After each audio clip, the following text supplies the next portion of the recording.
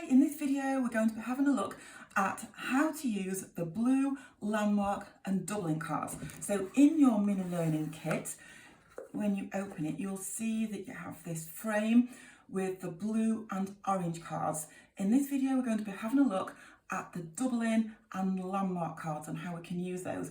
So your first job is to pop these cards out from the frame so that they look like this. So we have the doubling and landmark cards. So landmark numbers are these that are highlighted in the bright yellow on your table stick, and these are facts that are really easy to find that we know already. So it's making use of your 5 times table and your 10 times table that we already know. So we can sort all of our times tables into sets using the landmark strategy and the doubling strategy. So if we take the landmark first of all, one of the landmarks is 10 times.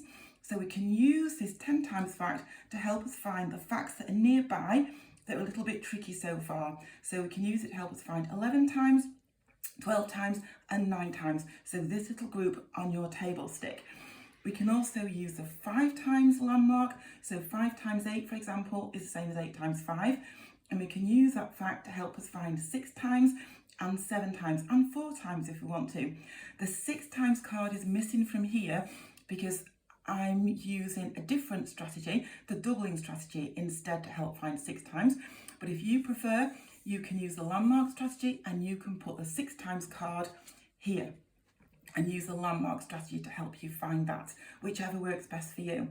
So then we have the doubling strategy, and we've got 2 groups of facts that we can find using the doubling strategy. So here we start with 1 times, double it to find 2 times, double it to find 4 times, double it to find 8 times, and we could double that to find 6 times, 16 times and 32 times, and so on.